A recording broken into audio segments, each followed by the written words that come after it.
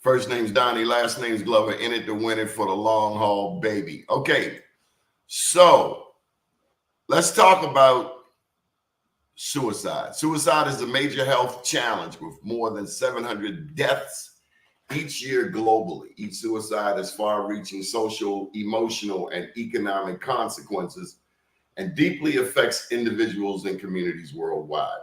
The triennial theme for the World Suicide Prevention Day for 24-26 is changing the narrative on suicide with the call to action, start the conversation. This theme aims to raise awareness about the importance of reducing stigma and encouraging open conversations to prevent suicides.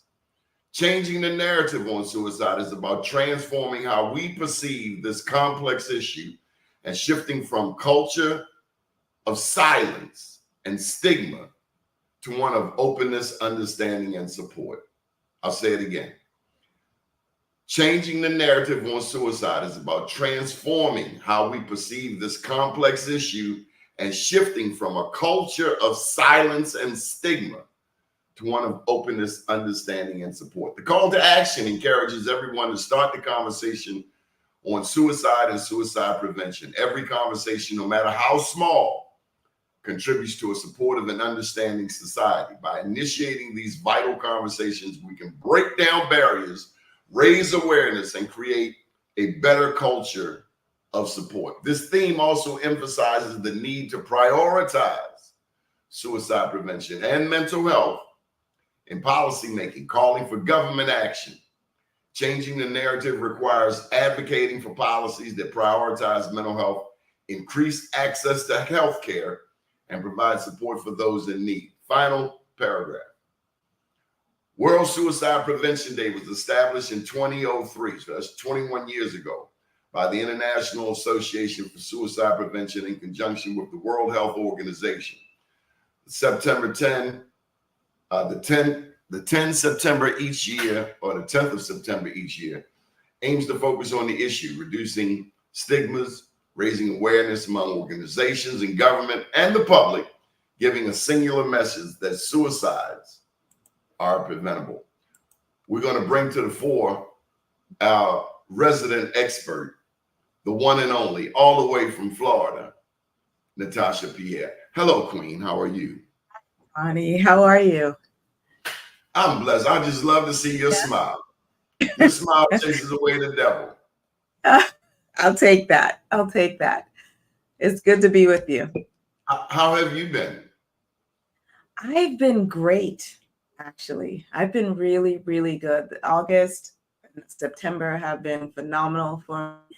And I'm looking forward to the next 3 months of this year and how wonderful that will be. Natasha, you and I have had many conversations about many things over the years. Mm-hmm. And one thing I've learned from you is that from time to time, our mental has to be checked. I mean, it probably should be checked. You might even say it should be checked daily, but I know, and that's the theme of the show. If I think better, I do better. Sometimes I get downright depressed. Mm-hmm. And you have taught me that that's okay. It is. It's life. It happens. And I encourage people to use and to value the full spectrum of human emotions. It is, I think, a bit ludicrous to think that we will be a human on this earth, on this planet, and only experience the happy, smiling, surprise, positive emotions. We're going to experience the moments when we're sad, frustrated, annoyed, disappointed, and that's okay too, because there's value in those moments as well. What's the value in being sad or being disappointed or just down in the dumps? Perspective. You know, I am a huge proponent of emotional intelligence, in addition to being a coach.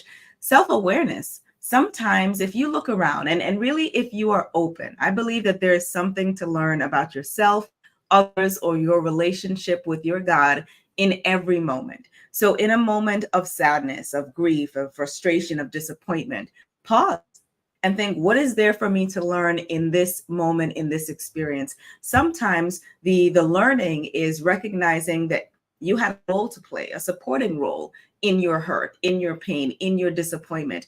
And even that lesson is a blessing. Wow. We were supposed to have you on the show a little while ago, but you were dealing with someone's medical emergency. Care to share? I'm in Hillsborough County, Florida. This is not just in our county, but across the United States. People are dealing with a lot, and suicide is real.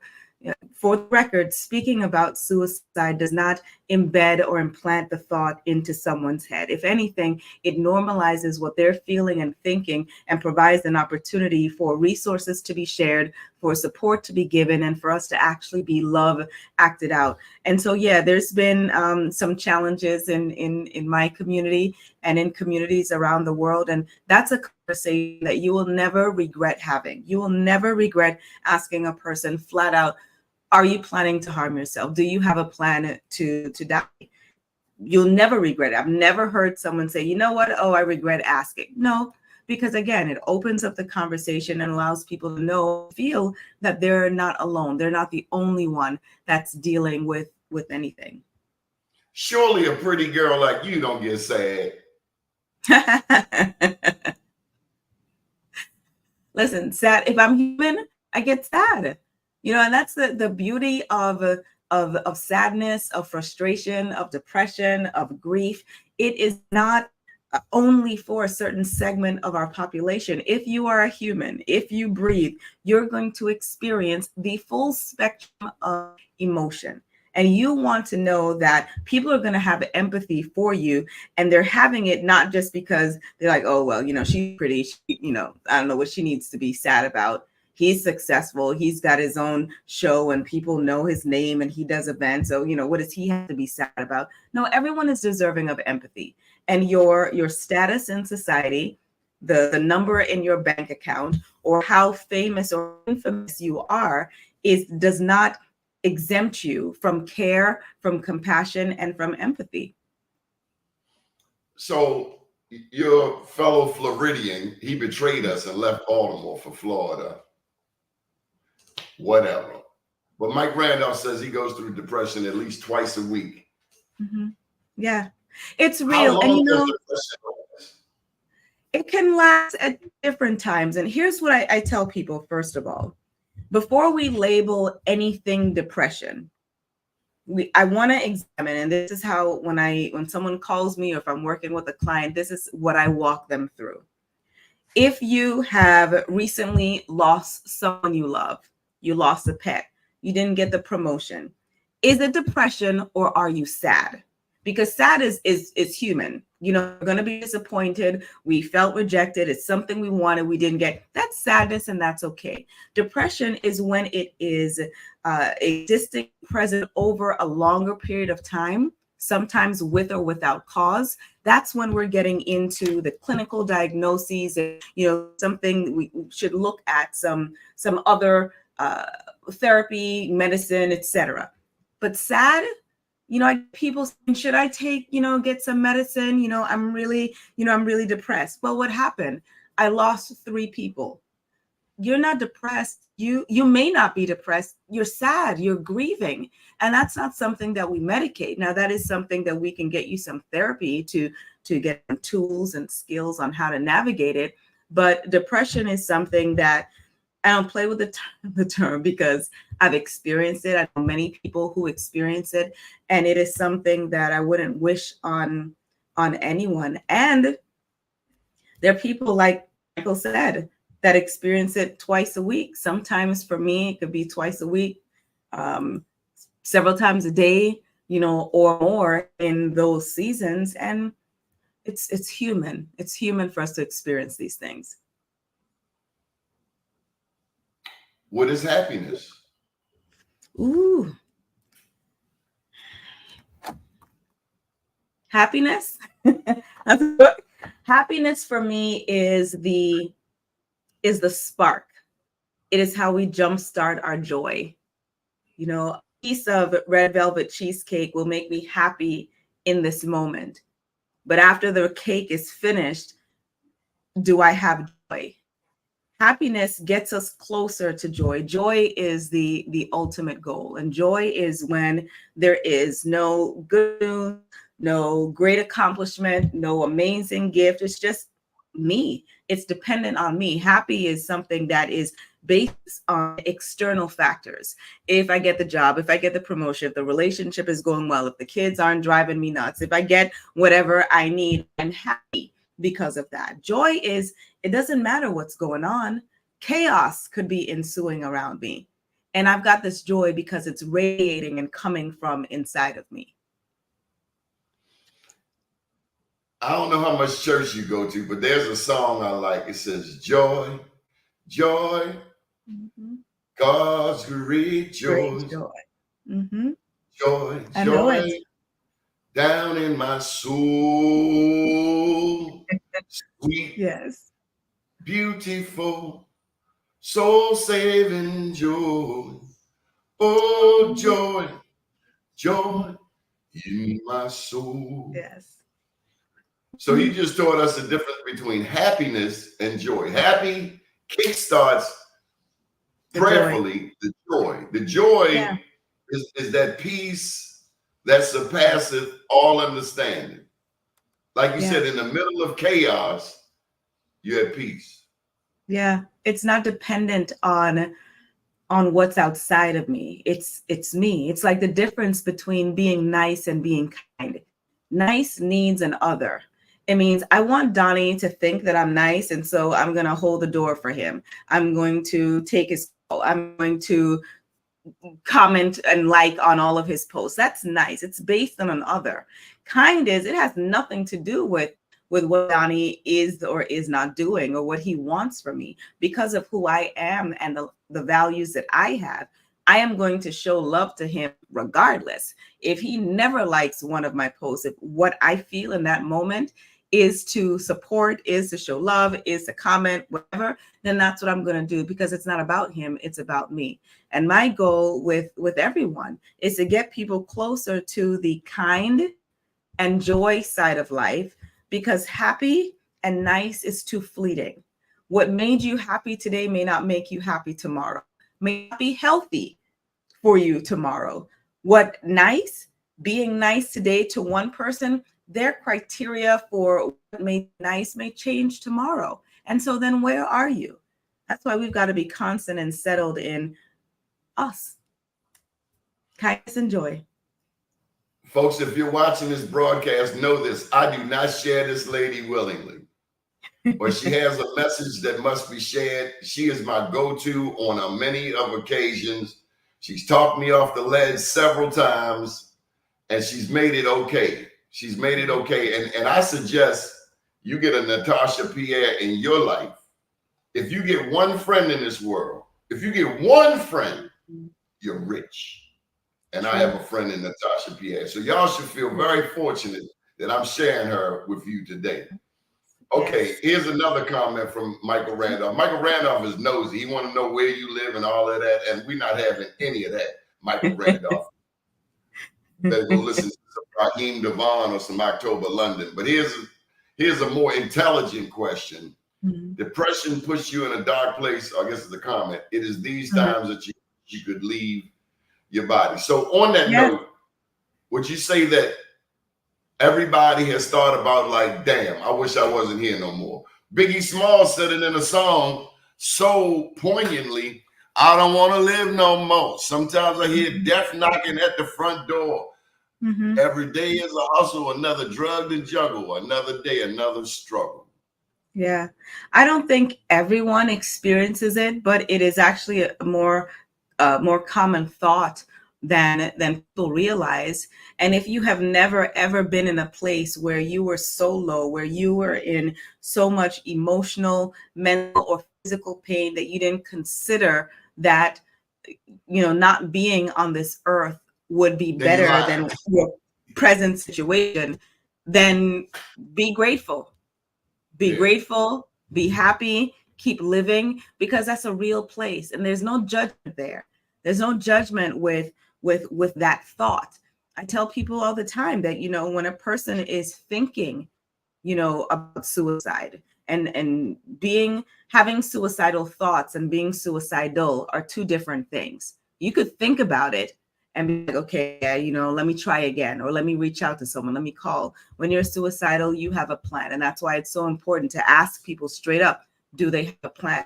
If you've never been in that dark of a place where you wonder and consider, then consider yourself fortunate, and give empathy and compassion to those who have been there and who are there currently. So the United States of America, they sniff more cocaine here probably than anywhere in the world. China, 90% of the fentanyl comes from China. You can't watch a television show without somebody, and I like Navy, I like the show Navy SEALs. Yeah. These cats go to the bar every night. And I can only imagine somebody to go to the bar every night, throwing down shots of tequila, a six-pack. Well, that's an alcoholic, isn't it? What I'm getting to, I want you to talk about self-medication, because they soldiers, they dealing with war every day in near-death situations. But at the same time, if you're slamming that much alcohol, I don't care who you are, it's going to wear and tear on the body.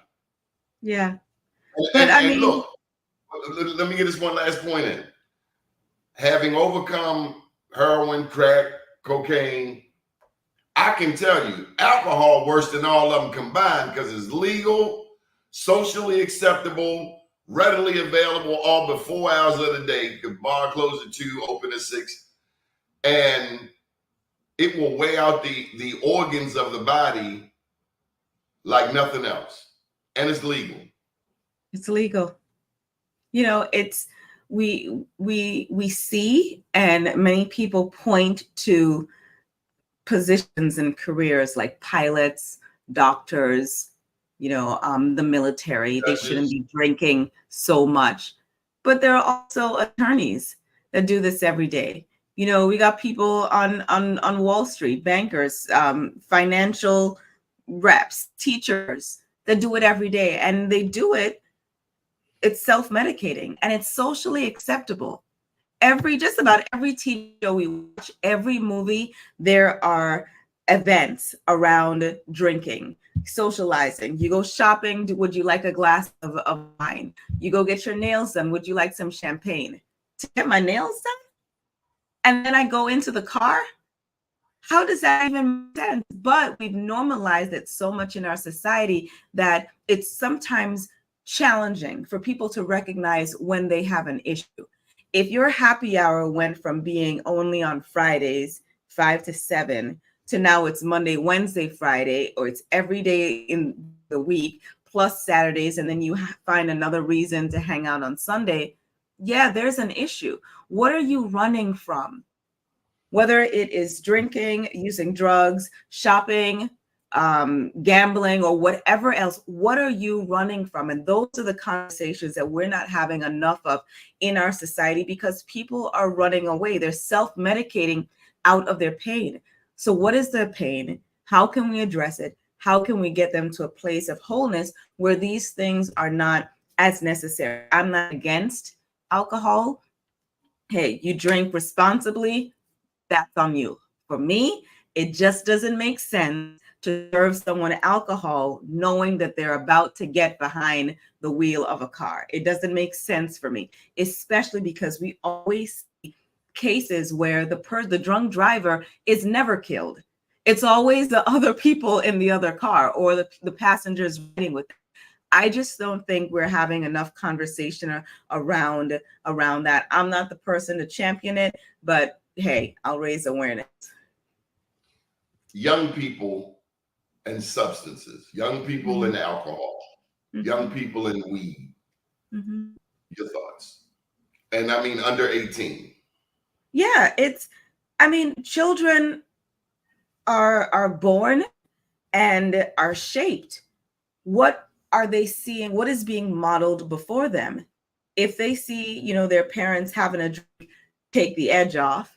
if they see their parents, self-medicating without context, without understanding, then how are they supposed to know anything different when it comes to coping with their challenges? If the conversations aren't being had about resilience, about determination, about persistence, about fighting, about recognizing that some days are not always going to be mountaintop experiences, you're going to have some valleys too. And this is how mom and dad handles it. This is how you need to handle it too. Then the only solution that they see is what they're told by their friends, what they see on social media, what they heard about in passing, and that's their go-to. We need more models and more mentors in our community for our children, because our days of high school, college are not what these kids are dealing with. They need additional resources. Tell me about veterans and law enforcement. What do they go through? You've counseled soldiers, you've counseled those who have been in war zone, you know cops. Tell me about law enforcement / military and what some of their struggles. I'll throw in firefighter, paramedics in there too, for all really first responders. We cannot, we can't imagine what they, I mean, we could imagine, if we watch TV, Law and Order, NCIS, Chicago Med, we can see a bit about what it might be like day to day. Well, on television, that's one episode until the following week. For military, law enforcement, first responders, this is something that they may see every day, several times a day. And I don't think that we, of course it's a job. Everyone has a job. Yes, they signed up for it. I get that. But there is a layer of empathy that I believe as a community and society that we should give for people who have these jobs, and the wear and tear, the toll that it takes on them emotionally, mentally, physically, and ask ourselves, how can we best support them? How can we give them the tools that they need? And this is ongoing. It's not changing. And when we know what we send our military and first responders out to do, we have a responsibility to ensure that they have the supports, the rest, the time, the space, puppies, whatever they need to ensure that they can come back and do their job with full strength. And when they are no longer on the job, we need to ensure that they also have the ongoing supports that they need. They served, military served, law enforcement served, firefighters, they serve, paramedics, they serve. How can we ensure? It's the ultimate thank you for me. And that's a segment of the population I don't say about. Let me give you another profession that I know mental health impacts. Mm-hmm. Public school teachers. I'm going to say this again. I've said it several times over the last 12, 13 years, and I'm hoping that someone will hear me and do this. I believe that we need our public schools to be adopted by corporations. How like FedEx Field and TD Bank Stadium. I don't know, maybe we need a Bank of America high school, because I don't see why for the last several years we keep complaining about how schools are underfunded, how parents have to contribute, how teachers are buying materials out of their own pockets. But at the same time, we want our children to be competitive on par with children from other countries and nations. How long are we going to talk about this? It is so annoying to me to keep having these conversations about schools. So let's do something different. Maybe if the football game was TD Bank High School versus Navy Federal High School, maybe we would actually see students getting the resources and the support that they need to thrive. We cannot complain about Gen Z, Gen Y, millennials, etc., if we didn't set them up for success when they were 6, 7, 10, and 11 years old. Everything can't be about sports. You know, we can't always have teachers being paid barely enough, needing to work a second job, and at the same time wanting them to cover math, science, English reading, social studies, throw in some financial literacy, throw in some mental health education, throw in some empathy, home economics. When? While teaching to a test and teaching to different learning styles and ensuring that everyone in their class is safe and making sure that kids have food to eat. When are they supposed to do it? How much more are we going to pack into an 8-hour day and still expect our children to be on par with the rest of the world? Teachers need support. They need to be paid. At the start of the pandemic, everyone was singing the praises of teachers. Teachers were doing, drive-bys at homes to help with homework and course assignments. And then when schools opened up and teachers were legitimately concerned about their health, all of a sudden they're back to being the villain. Here's the reality. Parents don't want to teach their children. Many don't. Okay, so you're going to have to pay for that. That's it. And if you think it's not a hard job, then go to the schools and teach.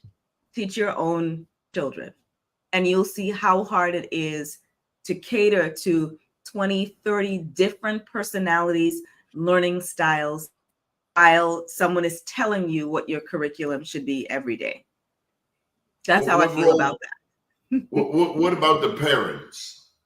Not my Johnny, not my Jamal, not my Lisa. No, they would never do. Not my child. Yeah, your damn child. He was the ringleader. Yeah. I have been told that I'm hard on parents, and I don't think I'm hard on parents. I want people who have children to recognize that when you become a parent, that's your number one job. And things are hard and tough, make it work. I think a lot of our parents are entirely too lenient with their parenting. I do think some parents are really in it for the first day of school photos and prom pictures and all of the milestone moments, but they're missing from PTA meetings. They're missing from looking over homework.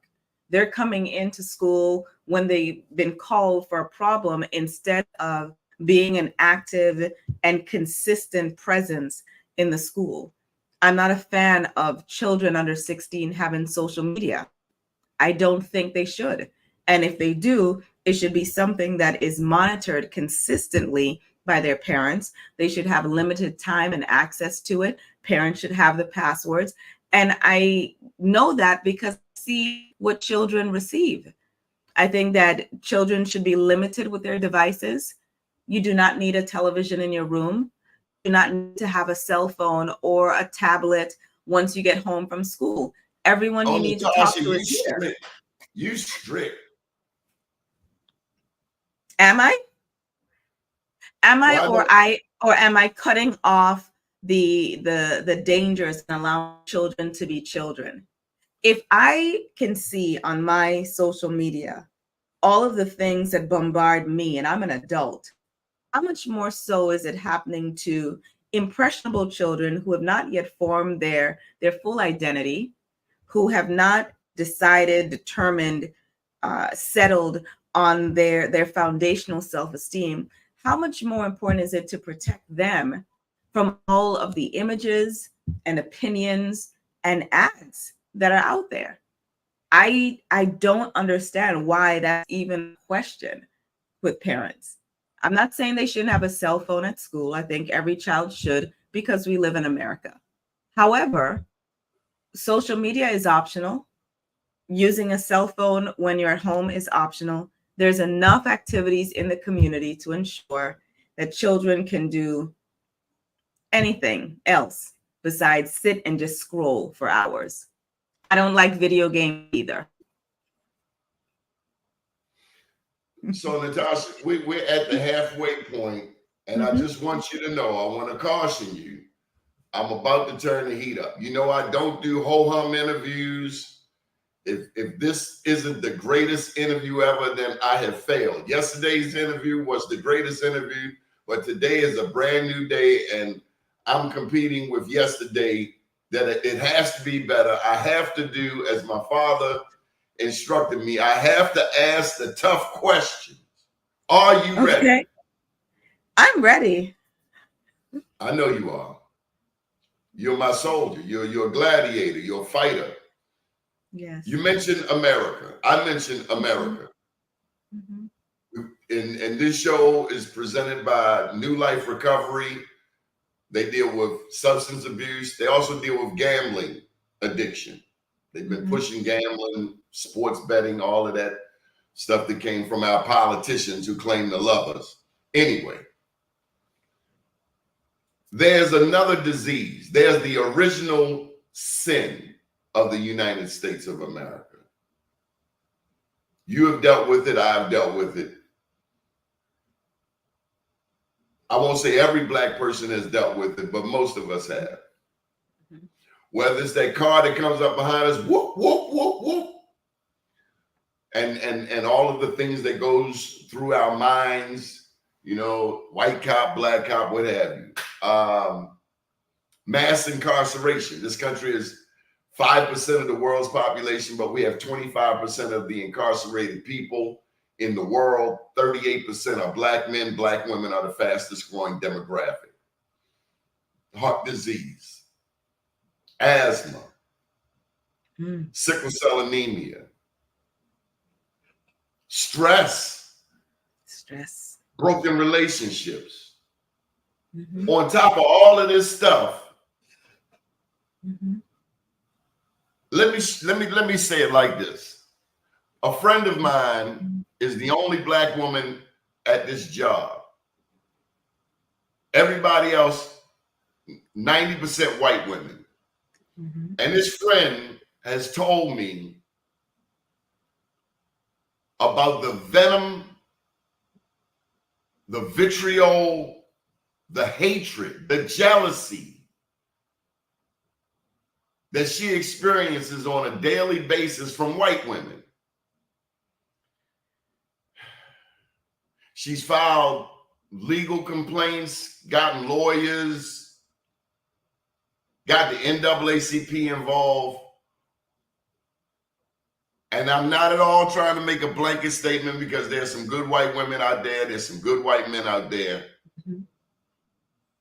With the backdrop of Donald John Trump, 34 convictions. If it were Obama, they would have had him locked up way back when. What is up with the racial hatred, specifically of white people? Not all white people, but enough white people. Edmund Burke said the only thing necessary for the triumph of evil is for good men and women to do nothing. What is up with this racial hatred? Let's start with you. Have you, I know that you have been the only Black woman in the room. Tell me about that experience, because I want to make sure I'm not being fed, you know, a one-sided story, that this story from a friend is not the only one. How is it for the Black woman to be the only person of color in the room dealing with racist white people, white women in particular? So this is an interesting one, and I like that you asked it. And it's hard hitting, but it's really not hard hitting. See, I got a different experience, and you know my background. I wasn't born or raised in this country. I'm from St. Thomas, Virgin Islands. My parents are Trinidadian. There are many times when I look back that I've been the only woman, only Black woman in a room, and I notice it after I leave. And why is that? Because the way that I was born and raised, I wasn't raised with a racial consciousness where that was the first thing that I noticed. And I think sometimes what happens in America with people who are born and raised in the, I guess, continental US is the assumption that everywhere in the world experiences things like here in America. America has a race problem, like a huge problem. And people who come from other countries can see it and recognize it because it's a conversation on everyone's lips. It's even how people are defined and identified first. And it's weird. That's the only thing. It's weird. Like, still, we're in 2024 and we're still dealing with this. Like, we have not been able to have a courageous conversation about this yet. Like, when are we going to move on and move past this? Say you're wrong, say you messed up, make steps to remedy it. Well, that can't happen if there's still some people who think that nothing was wrong or that things should be the way they were. It, fortunately for me, it wasn't until 2021 when I experienced my first all out, straight up racist behavior encounter. And I thought I was being punked. Like, this, I know you did not just say you people. I know that. It was just shocking to me that people would behave that way. It bothered me, but I think it bothered me for reasons that would be different from someone who was raised in America. I didn't just focus on, the fact that it was a racial moment and that I was being judged based on the color of my skin, but it was so, I don't know. I don't even have great words for this. I can say it was just so stupid and dumb. You see me, you know what I do, and you're allowing your inner monologue and whatever narrative you've crafted about me to overshadow the person that you know that I am. I almost pity you. Like, really? I don't get it. But I know that people, and this is both my understanding of mental health, understanding of humans and their behavior, understanding of how people project their insecurities, where I am not as bothered. And also because my identity and my self-esteem was formed and cemented before I came to this country, I don't care. I don't care how you feel about me. I don't care if you're bothered that I am the only woman or the only Black woman or the only Black Caribbean woman. I don't really care what your feelings are, but you're going to respect me. And even if you don't want to respect me, I don't really care. Here's the thing, Donnie. My work in this life is mental health. My work in this life is connecting people to their purpose. There are some people who are fighting, in other areas. I love manatees. I think all sea life should thrive. It is not my work to fight for the manatees. When it comes to mental health, that's my area. And I'm a firm believer that anything that affects my mental health, I'm going to remove myself. I'm not fighting to convince someone that I need a seat at the table. I'm going to make my own table and I'm going to invite who I want to be there. I'm not fighting to show people that Black women, Black Caribbean women are just as smart, just as capable. I'm not doing that anymore. I tried it and it damn near killed me. I'm not doing that again. I think that there are some things are worth fighting for, but I am not going to fight for someone to learn. I educate. That's my work. A person's learning, that's them receiving the information, that's on them. And if they don't want to learn, I'm not fighting for it. I remove myself from spaces. I think we should also mention that you have been a international runway model. Mm-hmm. You have done acting, and you are a regular on, currently Florida talk shows, but you're no stranger to television appearances, and you've taken those talents and skills and gifts, and you now do mental health because it became a purpose-driven mission for you. Mm-hmm. Did I say that correctly? You did. You did. And, I'm happy that you mentioned, work as a model and and actress, because women have a unique experience in terms of, from birth, we are, we're scrutinized. Our parents, the way that we look is scrutinized. We're almost sometimes pitted against each other. And then we go into the workplace and we have to compete with men. And so there's so many attacks in our self-esteem, almost from birth through our adulthood, that I understand sometimes why there are issues between women. I know and have been on the receiving end of a lot of the, oh, I don't know why she's here. She's probably just here because someone thought she was cute. I can feel that energy. And sometimes I want to work and try to remedy that opinion. And other times I don't. I don't care. If you think I'm here only because I'm pretty, just keep watching. You'll see how capable I am or not. But what I'm not going to do is waste any time trying to bring people onto my side when they really don't want to be. Women, and going back to children and social media, young girls are impressionable. And there's so much that we see on social media and television that can impact and derail healthy self-esteem. And we got to have blinders like a horse on our children so that they're seeing the things that can lay a foundation for them to be healthy, productive members of society, healthy, happy, joyful, kind members of our society, and not be shaped by what they're told they need to be in order to be beautiful or accepted. I want to thank you for answering these questions, but I ain't finished turning the heat up. It's okay.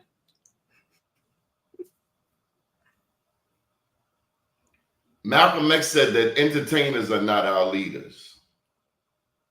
But we live in a day and time, back in the day, like Harry Belafonte, he financed so much of Dr. King's efforts in the civil rights movement. He used his money for a good cause. We make more money today, our entertainers. And I was watching the Dorothy Dandridge story.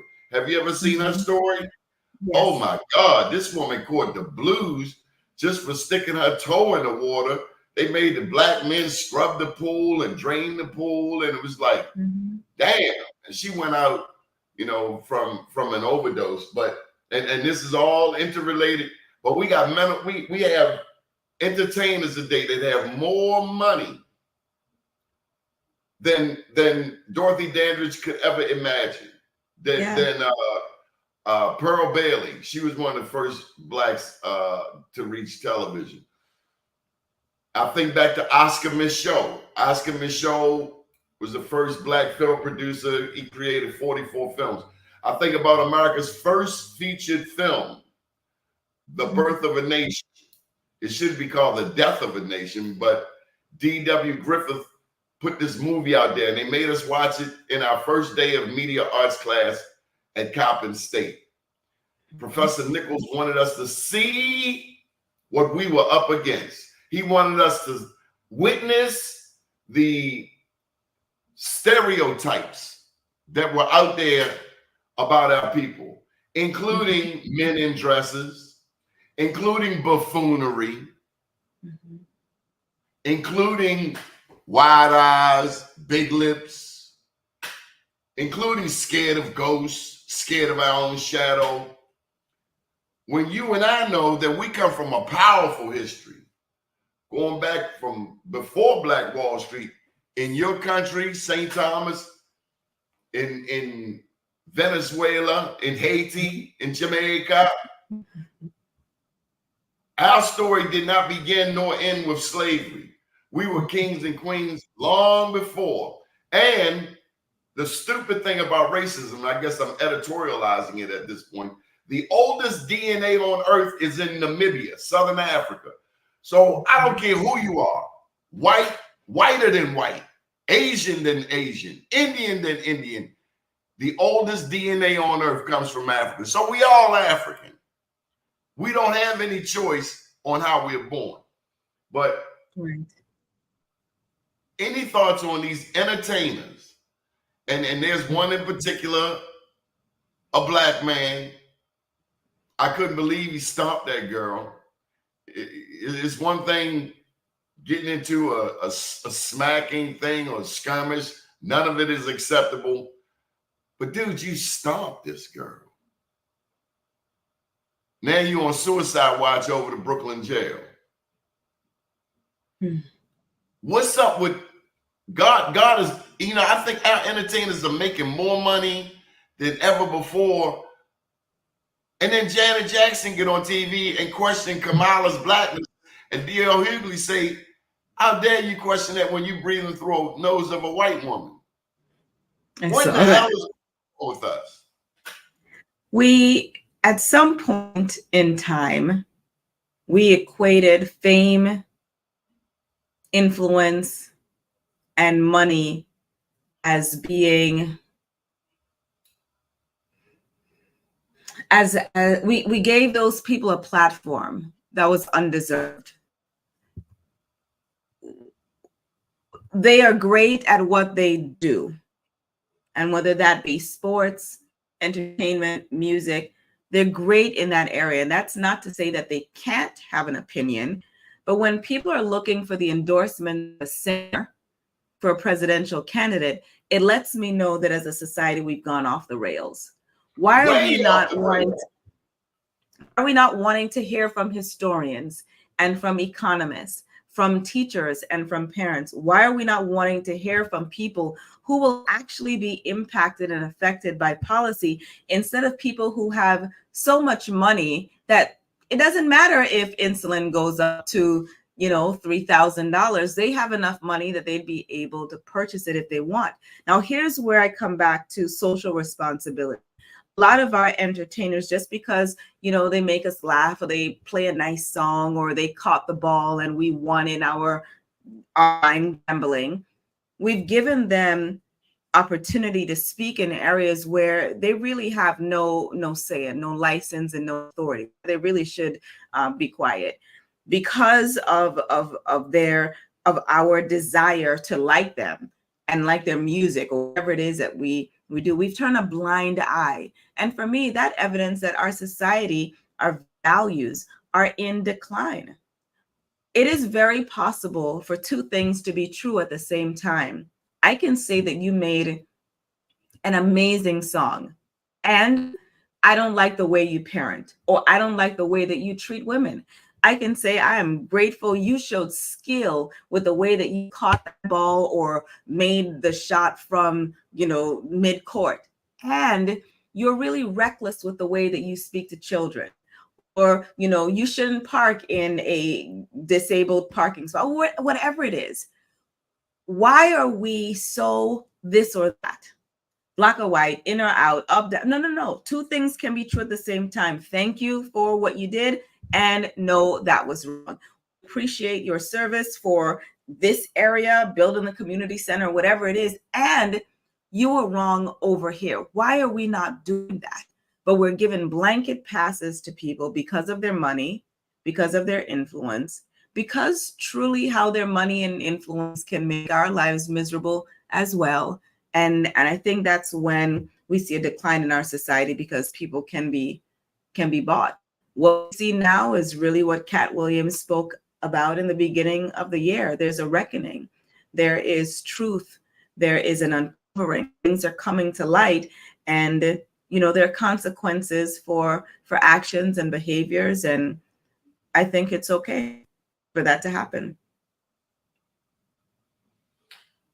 Is there anything you would like to talk about? We need to stop being scared about conversations about suicide.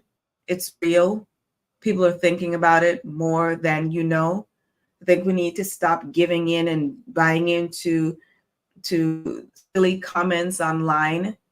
No one is doing it for attention. And even if they did do it for attention, there's something behind that. Even if they did say it for attention, what is the thought and the feelings behind the comment that made them even want to say it? I think we've got to start normalizing mental health as health. That, it's ludicrous to take care of everything neck down and then ignore neck up. People are stressed. People are frustrated. People are overwhelmed. People have had prolonged years of frustration and stress, and they're emotionally and mentally fatigued. Although we are open as a society, as a world, we're not wearing masks anymore and hunting for hand sanitizer. We're not back to normal because many people have not had an opportunity to grieve the significant changes to their lives that happened in 2020, 2021. Not only loss of life of their loved ones, but also for many people, how those loved ones transitioned through a glass and an iPad. Many people have not yet recovered from the financial loss, whether they lost businesses, jobs, etc. They haven't recovered. And we just went back to normal because, hey, we can travel. I think we need more conversations about mental health, what's really happening, and the varied experiences. Just because you were strong and could drive after your car accident doesn't invalidate someone who's afraid to get behind the wheel. Just because you've had 6 children and you had great pregnancies and they weren't that bad and you had your epidural and it was wonderful, it doesn't invalidate the experience of the mom who is really dealing with postpartum depression. Just because you were able to drop your 50 and 30, however many pounds, and it was so easy for you, and now you are a lifestyle and health guru, it doesn't invalidate the experience of the person who's struggling to lose weight.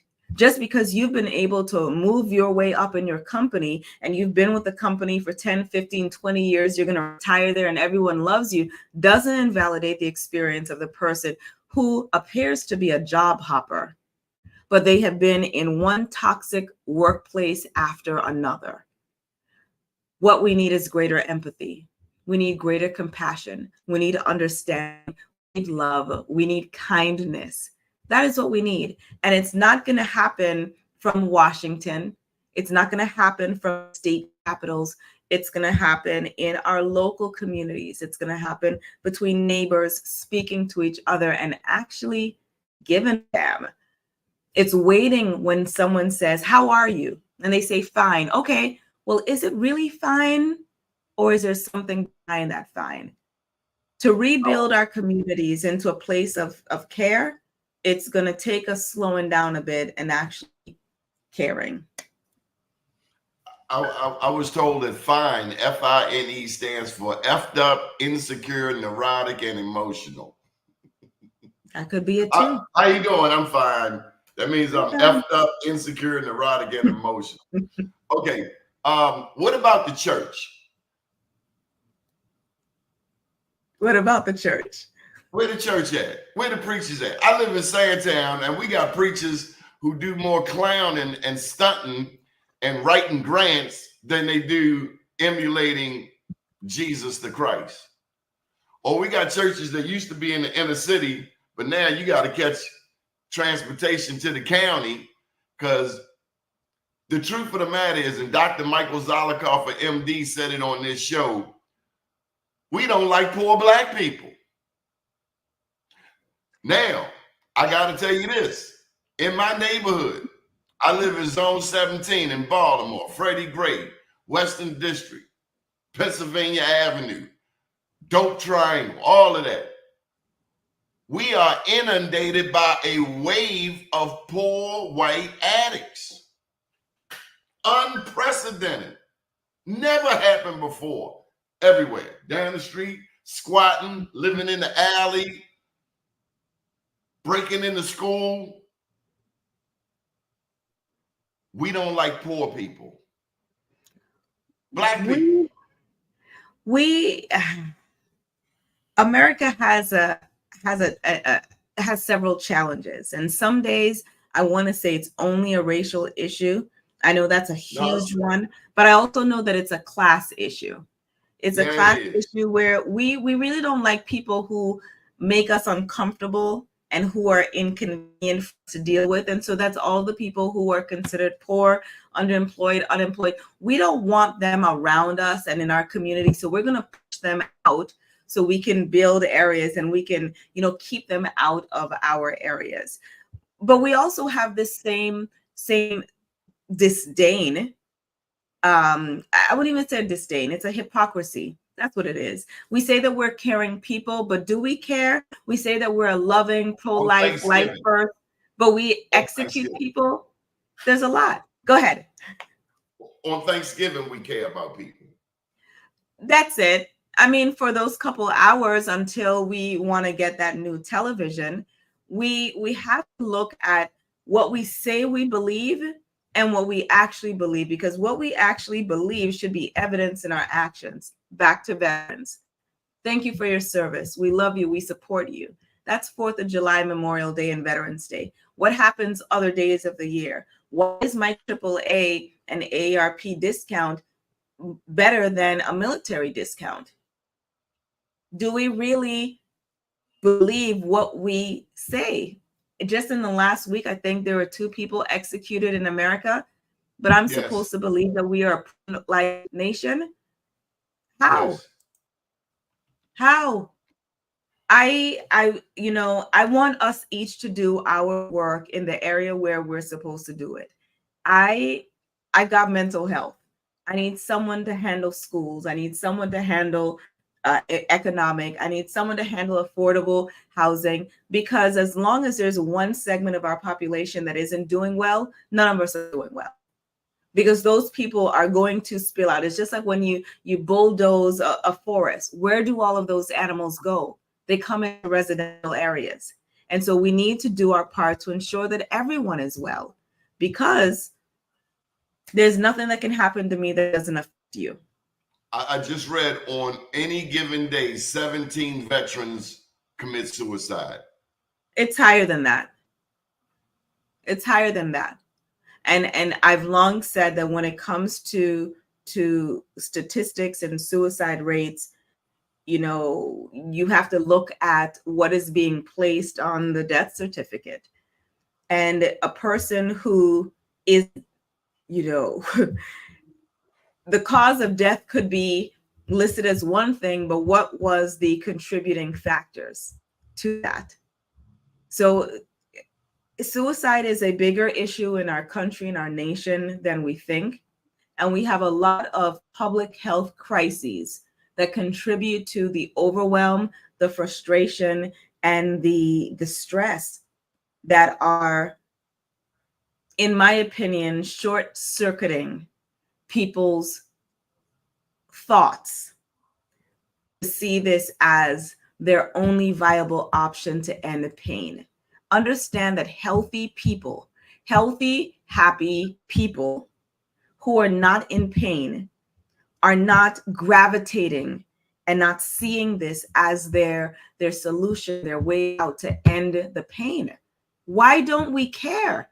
Why are we not understanding that when you send your child to school after being a hellion at home and modeling that for your child, you send your child to school and they're a bully and they're terrorizing another child every single day?